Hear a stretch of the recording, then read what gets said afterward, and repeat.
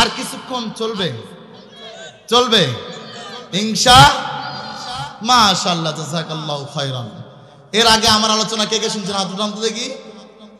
আল্লাহু আকবার, হাত নামান। আপনাদের দোয়ার বরকত, ঠিক কি না? সম্মানিত উপস্থিতি, আল্লাহ পাক রব্বুল আলামিন ডাক দিয়ে বলে, ও দুনিয়ার ঈমানদারেরা, তোমরা আমি আল্লাহ রব্বুল আলামিনকে ভয় করার মতো ভয় করো। তোমরা যদি আমি আল্লাহ তাআলাকে ভয় করো, আমি আল্লাহ পাক রব্বুল আলামিন তোমাদেরকে মুত্তাকি বানায় দিব। জোরে বলা যাবে কি সুবহানাল্লাহ? আর মুত্তাকি বান্দার জন্য আল্লাহ রব্বুল আলামিনের পুরস্কার আল্লাহ পাক রব্বুল আলামিন দুনিয়ায় তার জিম্মা স্বয়ং আমার আল্লাহ নিবে। শুধু তাই নয়, মৃত্যু হতে দেরি এই বান্দাটা আল্লাহ রব্বুল আলামিনের জান্নাতে যাইতে দেরি হবে না। জোরে বলা যাবে কি সুবহানাল্লাহ? এ যুবক, আরেকটা ঘটনা বলি। তুমি যুবক কি একাই যুবক? সাহাবায়ে কেরাম তো যুবক ছিলেন, নবীরাও তো যুবক ছিলেন। কথা বলেন ঠিক কিনা? তুমি মনে করতেছো কেউ দেখে না? কত যুবক তোমার মতো, কত যুবক এরকম নদীর মধ্যে গোসল করতে গিয়া ডুব দিছে আর উঠতে পারে নাই। এরকম রাস্তা দিয়ে জার্নি করতে গিয়া অ্যাক্সিডেন্ট করে দুনিয়া থেকে বিদায় নিছে, আছে না নাই? ওগো মা, গভীর মনোযোগ দিয়ে শুনবেন মা, আপনাদের সম্মান আল্লাহ পাক বাড়া দিয়েছেন। আপনারা সম্মানিত, আপনারা নবীদের মার মতো মা। কথা বলেন ঠিক কিনা? আপনারা দামি, আপনারা মনে করেন মরবেন না। কত মা বাচ্চা প্রসব করতে গিয়ে দুনিয়া থেকে বিদায় নিছে গো মা। কথা বলেন ঠিক কিনা? এমন হতে পারে মাস্কের আপনার জীবনের শেষ ওয়াজ হতে পারে। ওগো মা, জীবনের শেষ ওয়াজ মনে করিয়া কথাগুলো গভীর মনোযোগ দিয়ে শুনবেন আর তওবা করে মাহফিল থেকে যাবেন। জীবনে অনেক গুনাহ করে ফেলেছেন, আল্লাহর কাছে তওবা চাবেন। আল্লাহ রাব্বুল আলামিন দয়াময় আল্লাহ, আল্লাহ পাক হলেন দয়াময় আল্লাহ। এবার আসেন যে ঘটনাটা বলতে চাইলাম। যুবক, লুক অ্যাট মি, আমার দিকে তাকাও প্লিজ। কোনো দিকে কোনো নজর নেই, আমার দিকে তাকাও। এই ঘটনা থেকে একটা শিক্ষা আছে বাজান। সম্মানিত উপস্থিতি, তুমি আজকে যুবক হইয়া কেমনে গুনাহ করো রে ভাই? পয়গম্বর ইউসুফ আলাইহিস সালাতু ওয়াস সালাম যুবক। কথা বলেন ঠিক কি না? মনোযোগ তো সবাই ইনশাআল্লাহ। কারা কারা মনোযোগ? হাত উঠান তো দেখি। আল্লাহু আকবার, হাত উঠান। হাত নামান। আল্লাহু আকবার। বেশি ওয়াজ করলে যা হয় বুঝেন নাই, প্রত্যেক রাত্রে মাহফিল ঘুমাবারই টাইম পাই না বাজান। কথা কন না কেন? না ঘুমাইলে যা হয়। তা আপনারা আমার জন্য দোয়া করবেন তো ইনশাআল্লাহ। সম্মানিত উপস্থিতি, যেটা বলতে চাইছিলাম সেটা হলো, যুবকেরা আমার দিকে কান লাগাও, কথাটা শোনো। ইউসুফ পয়গম্বর একজন নবী যুবক। কিতাবের মধ্যে আসছে নবীদের শৈলের মধ্যে 70 থেকে 300 জন পুরুষের শক্তি আল্লাহ পাক দিয়েছেন। সুবহানাল্লাহ। একটু জোরে বলা যাবে কি সুবহানাল্লাহ? আর একটু জোরে বলা যাবে কি সুবহানাল্লাহ? ওগো ভাইজানেরা আমার, জুলেখা ইউসুফ নবীকে আকৃষ্ট করবার জন্য ঘরের মধ্যে, সমস্ত ঘরের মধ্যে তালা লাগাইলেন। 1টা 2টা 3টা 4টা 5টা 6টা 7টা 8টা তালা লাগাইলেন। ঘরে ঘরে তালা লাগাইলেন। লাগানোর পর মহিলা এবার নিজেকে আকৃষ্ট করবার জন্য শরীরের উপর থেকে ওড়নাটা ফালায়া দিলেন। মহিলাদেরকে কোনো পুরুষকে আকৃষ্ট করবার জন্য কিন্তু প্রথম নাম্বার এটাই কাজ। কথা বলেন ঠিক কিনা?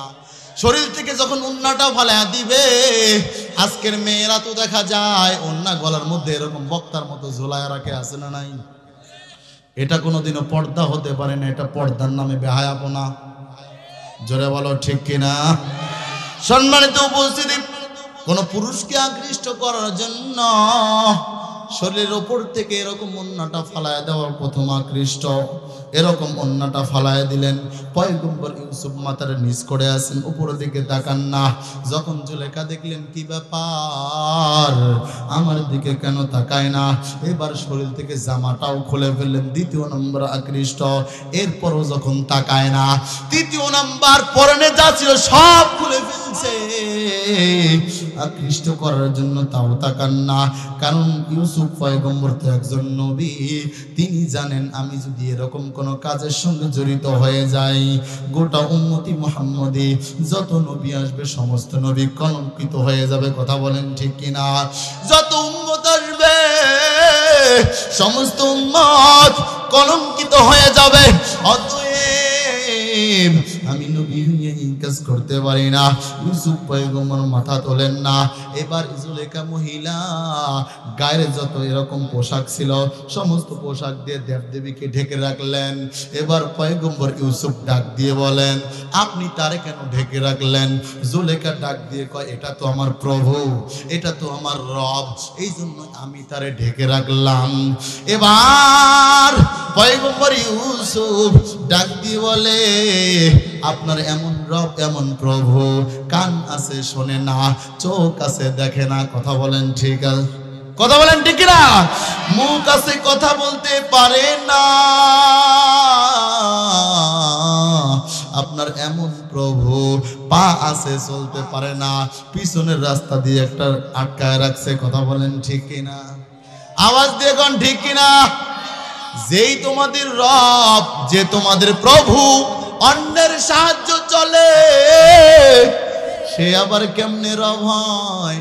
সে রব দেখলে যদি আবার খারাপ আর নিকৃষ্ট কাজ হয়। অথচ আমার আল্লাহ ঘুমান না, আমার আল্লাহ ওয়া নাহনু আকরাবু ইলাইহি মিন হাবলিল ওয়ারিদ, আমার আল্লাহ পাক রব্বুল আলামিন প্রত্যেকটা মানুষের এত নিকটে, এত নিকটে।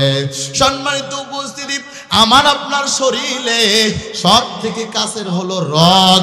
আল্লাহ বলে রগের থেকেও আমি আল্লাহ কাছে। তার মানে ইউসুফ পয়গম্বর ডাক দিয়ে কয়, আপনার রব চোখে দেখার পরও দেখতে পারে না, চোখ থাকার পরও দেখতে পারে না, অতএব আমার আল্লাহ সব দেখেন, আমার আল্লাহ সব জানেন, আমার আল্লাহ সব জায়গায় উপস্থিত। তাহলে আমি ইউসুফ পয়গম্বর হয়ে কেমনে এই কাজটা করি? কথা বলেন ঠিক কিনা? জোরে বলা যাবে কি ঠিক কিনা? আহারে, তোমরা অন্য রবের সাহায্য চলো, তাতে সমস্যা নাই, আমরা কইতে গেলেই সমস্যা। কথা বলেন ঠিক কিনা? নিহত লোক হয়ে গেছে আহত, হয় না? হয় না? নিহত লোক হয়েছে আহত। নিহত লোক কি হয়েছে? ও তোমরা করলে সমস্যা না, আমরা হুজুরেরা কইলে দোষ।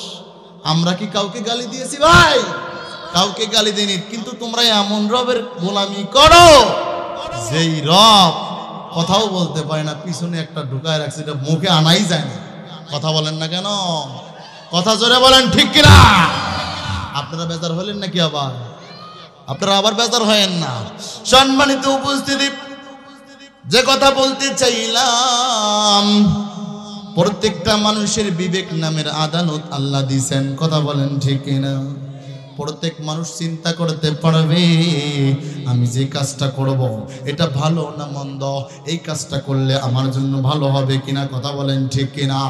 প্রত্যেকটা মানুষের আকল নামের একটা জিনিস আল্লাহ দিয়েছেন, যা অন্য কোনো প্রাণীকে আল্লাহ দেন নাই।